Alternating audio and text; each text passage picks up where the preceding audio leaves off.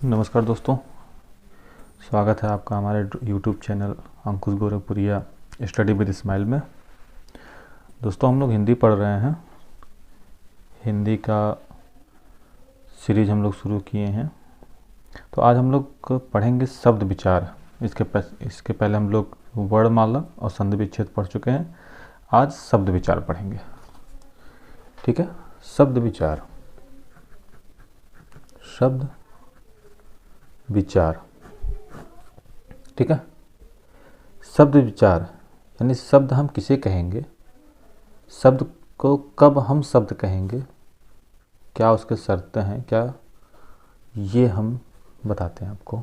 ठीक है, शब्द यानी शब्द हम उन्हें कहेंगे दो या दो से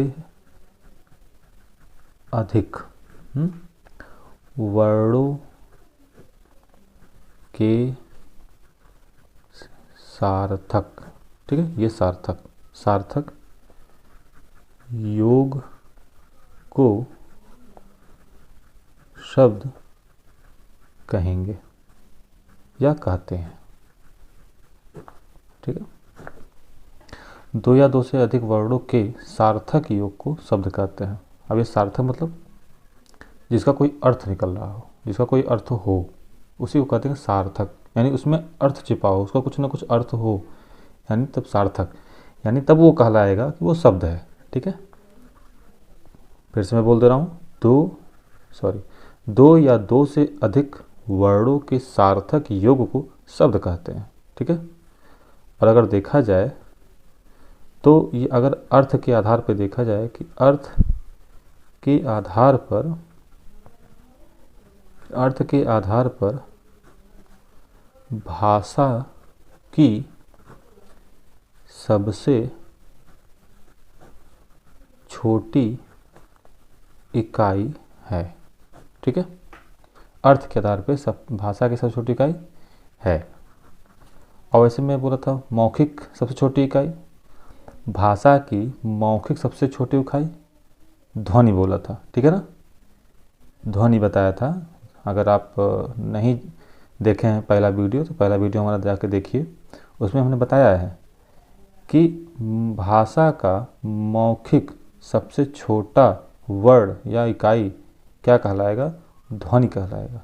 ठीक है, और दूसरा मैंने वहाँ बताया था कि लिखित सबसे छोटी इकाई वर्ण होगा। ठीक है, यहाँ अर्थ के आधार पर सबसे छोटा होगा। ठीक, तो अब ये समझ पाए। तो आइए हम लोग आगे बढ़ते हैं। शब्द विचार के भेद हैं, बहुत भेद हैं, बहुत मतलब दो चार गिनके हैं, तीन चार, लेकिन हम एक ही तरह बताएंगे, अलग अलग करके नहीं बताएंगे ताकि आपको आसानी हो। पहला हम पढ़ेंगे उत्पत्ति के आधार पर। ठीक है, उत्पत्ति के आधार पर हम शब्द को उत्पत्ति के आधार पर बांटेंगे। ठीक है, तो उत्पत्ति के आधार पर हम बांट रहे हैं। ठीक है, उत्पत्ति के आधार पर मतलब ये कि उसकी उत्पत्ति कैसे हुई है, कहाँ से हुई है। ठीक है, इस आधार पर। तो इसमें हम क्या क्या पढ़ेंगे, देखिए। उत्पत्ति के आधार पर हमको पढ़ना रहता है तत्सम, तद्भव, ठीक है, देशज, विदेशी या विदेशज, ठीक है, और संकर। इतना चीज़ हम उत्पत्ति के आधार पे पढ़ते हैं। ठीक, जिसमें से हम तत्सम तद्भव अलग से बताएंगे क्लास में, अगर आप लोग कहेंगे, वरना तो ये तो तत्सम तद्भव से पढ़ने वाली चीज़ है। आप सिर्फ उसको देखिए एक निगाह से, उसमें ढूंढिए तत्सम तद्भव। मतलब तत्सम मतलब शुद्ध शब्द, तद्भव मतलब उसी का अशुद्ध शब्द नहीं कह सकते, लेकिन उसी का अशुद्ध शब्द ही कह लो, लेकिन तत्सम मतलब उसका शुद्ध शब्द। ठीक है, जब हम इसको पढ़ाएंगे तो बताएंगे।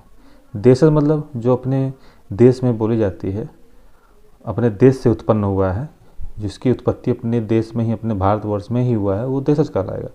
विदेशज मतलब जो बाहर से आया हुआ है। ठीक है, विदेश। संकर मतलब इसमें मिक्स हो, संकर मतलब इसमें मिक्स हो, हिंदी इंग्लिश दो मिक्स करके बोला जाए, जैसे रेलगाड़ी, तो रेल हो गया आपका हिंदी, गाड़ी हो गया इंग्लिश, ऐसे ऐसे। तो ठीक है, सॉरी, इसे रेलगाड़ी, रेल हुआ इंग्लिश, गाड़ी हुआ हिंदी, ठीक है, इस तरह से संकर उसको बोलेंगे। तो ये पहला हो गया। दूसरा क्या होगा? दूसरा होगा व्युत्पत्ति। व्युत्पत्ति, व्युत्पत्ति के आधार पर, व्युत्पत्ति के आधार पर, ठीक है। तो उत्पत्ति के आधार पर पढ़ लिया, दूसरा व्युत्पत्ति के आधार पर। इसमें पढ़ना है हमको रूढ़, यौगिक, रूढ़ शब्द, यौगिक शब्द और यौगिक रूढ़। व्युत्पत्ति के आधार पर ये तीन हम लोग को पढ़ना है, रूढ़, यौगिक, यौगिक रूढ़। और आज ये हम लोग को पढ़ना ही है, ठीक है। आज हम लोग ये पढ़ेंगे व्युत्पत्ति के आधार पर। लेकिन मैं आपको बता देता हूँ कि शब्द विचार किस किस बेस पर पढ़ा जाता है, ठीक है। तो उत्पत्ति के आधार पर जान गए कि उत्पत्ति के आधार पर कौन कौन हमको पढ़ने हैं, व्युत्पत्ति के आधार पर कौन कौन हम लोग को पढ़ने हैं, तो ये हो गया। तीसरा है अर्थ के आधार पर, अर्थ के आधार पर। तीसरा है अर्थ के आधार पर, ठीक है। अर्थ के आधार पर क्या होगा? दो होगा अर्थ के आधार पर, एक होगा सार्थक शब्द और एक होगा निरर्थक शब्द। संभवतः ये सब आप लोग जानते होंगे, ठीक है। निरर्थक, निरर्थक शब्द, ठीक है। निरर्थक शब्द, फिर से लिख दे रहा हूँ, निरर्थक शब्द, सार्थक शब्द, निरर्थक शब्द, ठीक है। ये अर्थ के आधार पे हो गया, ठीक। सार्थक शब्द क्या होता है? जिसका कोई शुद्ध अर्थ हो, ठीक है। निरर्थक मतलब उस पर कोई उसका कोई अर्थ ही ना हो, ठीक है। निरर्थक कुछ भी लिखा जा रहा है, कुछ भी लिखा जा रहा है, ठीक है। जैसे मैं एग्जांपल दे दूं यहाँ, सार्थक मतलब रोटी और निरर्थक मतलब रोटी छोटी। तो रोटी का तो अर्थ है, लेकिन छोटी क्या है? तो इस तरह निरर्थक शब्द निकल गया वो। तो जब इसको बताऊंगा अच्छे से तो बताएंगे आपको, ठीक है। फिर एक है विकार के आधार पर, विकार के आधार पर। विकार के आधार पर मतलब ये भी दो तरह का होगा, एक होगा विकारी, एक होगा अविकारी, ठीक। विकारी मतलब कि जिसमें विकार हो सके, अविकारी मतलब जिसमें विकार ना हो। विकार का अर्थ ये होता है कि इसमें लिंग, कारक, वचन, इन सब का प्रभाव, इन सब के प्रभाव से ये बदल जाए, वो कहलाएगा विकारी। कहने का मतलब वह शब्द जो लिंग, वचन, कारक के प्रभाव से उसका शब्द का जो मतलब है वो बदले, ठीक है। यानी लिंग, कारक, वचन का प्रभाव इस पर पड़े तो विकारी होगा, इस पर नहीं पड़ेगा तो अविकारी होगा, ठीक है। इसको जब हम पढ़ाएंगे तो और अच्छे से पढ़ाएंगे। खैर, आज हम पढ़ेंगे व्युत्पत्ति के आधार पर, ठीक। ये तद्भव, तत्सम, देशर, विदेशर, संकर, सिर्फ आपको एक नज़र देखना है। अगर आप कहेंगे तो इसको हम दिखाएंगे, ज़रूर दिखाएंगे, वैसे भी दिखाएंगे, आप कहें चाहे ना कहें दिखाऊंगा ज़रूर। लेकिन आपको पढ़ना ही, स्वयं पढ़ना है, खुद ब खुद पढ़ना है, ठीक है। अगर एक कह दूं कि इसको रटना ही है, ठीक। चलिए आइए पढ़ते हैं व्युत्पत्ति के आधार पर, ठीक। सेकेंड वाला व्युत्पत्ति, व्युत्पत्ति के आधार पर। क्या था? रूढ़ था, यौगिक था, ठीक। और यौगिक के बाद क्या था? यौगिक रूढ़ था, यौगिक रूढ़ था, ठीक है। समझ गए? यौगिक रूढ़ था। ये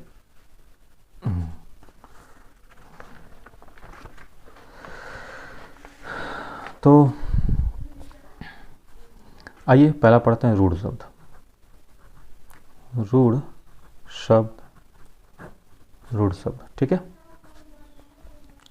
रूढ़ शब्द किसे कहेंगे? रूढ़ शब्द ऐसे शब्द, ऐसे शब्द जो किसी अन्य शब्द से योग ना करते हो, ऐसे शब्द जो अन्य किसी शब्द से योग ना करते हो। अगर कहने का मतलब ये है कि ये अपने मूल अवस्था में ही रहते हैं, ठीक है, इसमें कोई बदलाव नहीं कर सकते। ठीक, ये भी कर सकते हैं। ठीक, चलिए अगर इसको हम बताएं, फिर से बताएं, तो मैं ऐसे लिख सकता हूँ, इनमें अन्य किसी शब्द का योग नहीं कर सकते। ठीक, नहीं कर सकते। या ऐसे कहें कि ये शब्द अपने मूल अवस्था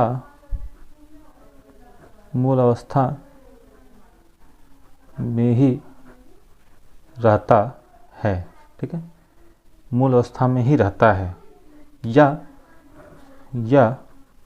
या ऐसे कहें, इनमें, देखिए मैं तीन परिभाषा बता रहा हूँ, एक ये हो गया, एक ये हो गया, एक और। या ऐसे कह सकते हैं, इनमें अगर संधि किया जाए, ठीक, संधि किया जाए, या समास किया जाए, ठीक, या उपसर्ग लगाया जाए, या हाँ प्रत्यय, इनमें संधि समास उपसर्ग प्रत्यय ये सब नहीं लगते। हाँ, ये सब नहीं होते, ये सब नहीं होते। ठीक है, देख लीजिए, रूढ़ शब्द आज तक आप लोग से वही जानते हो कि वो मूल अवस्था में रहता है, लेकिन हमने आज इतना सारा आपको बता दिया।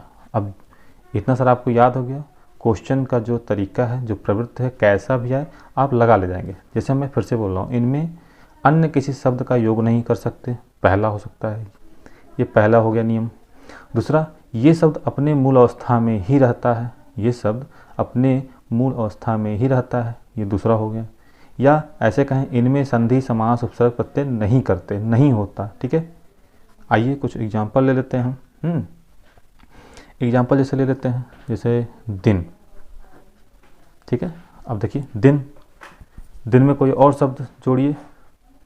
अगर मान लीजिए हम इसमें क जोड़ें तो क्या बन जाएगा, दिनक बन जाएगा। तो दिनक क्या है, तो आखिर में इसमें कुछ जोड़ नहीं सकते, ये मूल ही है, अपने मूल अवस्था में ही रहेगा। अगर इसमें कुछ जोड़ते हैं तो इसका अर्थ अलग हो जाएगा, यानी मतलब अर्थ इसका रहेगा ही नहीं। वो सार्थक, जो हमने कहा शब्द क्या होता है, सार्थक होना चाहिए, तो ये सार्थक रहेगा नहीं। ठीक है, हमने जोड़ा ना क, तो दिनक बन रहा, दिनक मतलब कुछ नहीं होता। ठीक है, इसी तरह एक और ले लेते हैं, जिससे ले लिया घर। घर में देखिए, घर है, घर में क जोड़िए, घरक। अब घरक क्या है, उसका कोई अर्थ ही नहीं है। ठीक है, तो ये हो गया हमारा रूढ़ शब्द। ठीक है, ये हो गया रूढ़ शब्द। इसी तरह बहुत सारे हैं, इसी तरह बहुत सारा है, दिन, घर, मुंह, घोड़ा, कुछ भी ले लो। हाँ, मुंह ले लो, इसमें कुछ भी जोड़ोगे, इसमें संधि भी करोगे ना, संधि भी नहीं होगा। समास करो, इसका समास भी नहीं होगा। ठीक है, तो ये सारे एग्जाम्पल हैं, इत्यादि डाल देता हूँ, ये ना सोचिए कि हाँ यही 3 ही एग्जाम्पल होता है। ठीक है, चलिए ये तो हम समझ गए। अब समझते हैं यौगिक। यौगिक शब्द कौन से होते हैं, यौगिक शब्द किसे कहेंगे। यौगिक शब्द का मतलब ही होता है योग धन इक। योग धन इक मतलब इसमें कोई एक और जुटा हो। हाँ, तो इसको कैसे लिखेंगे, वे शब्द जो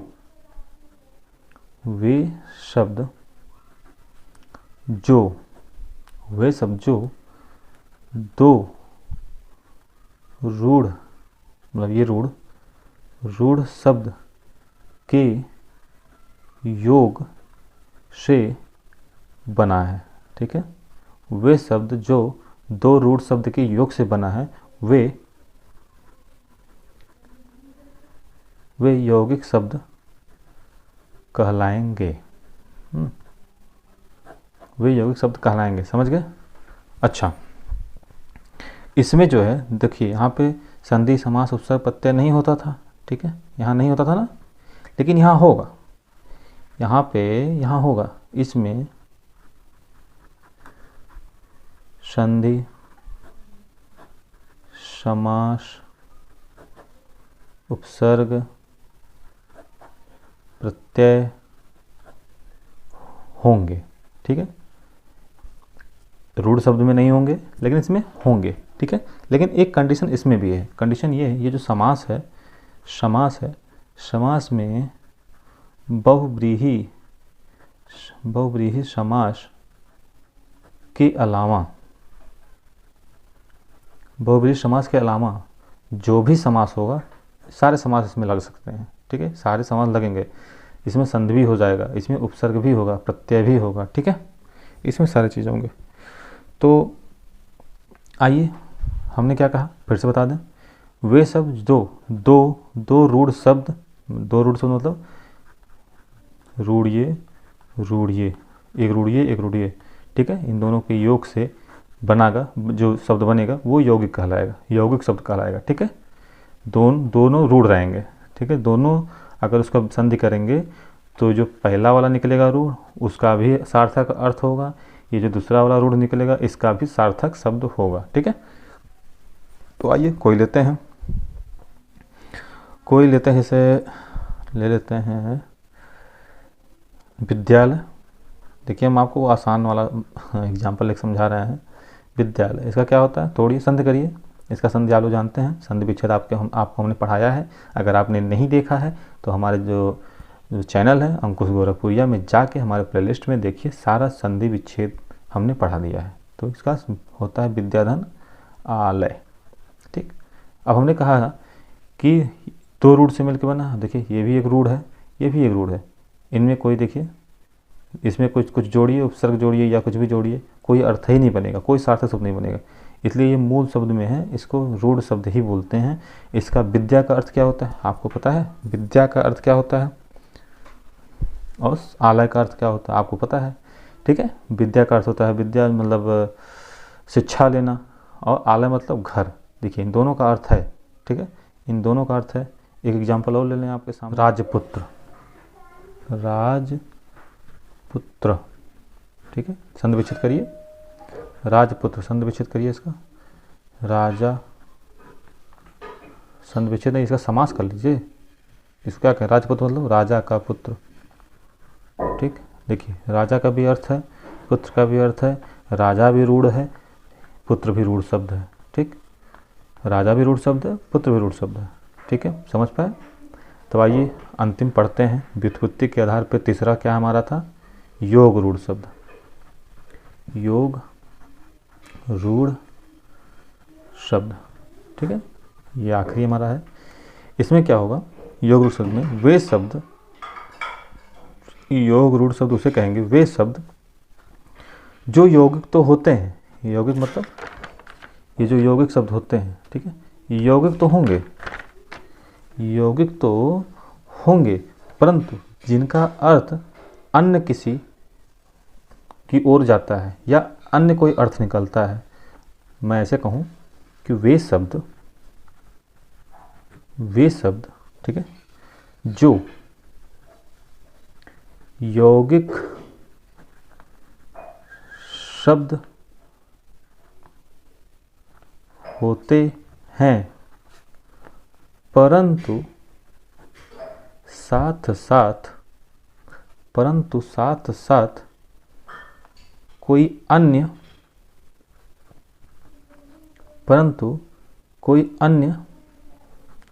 अर्थ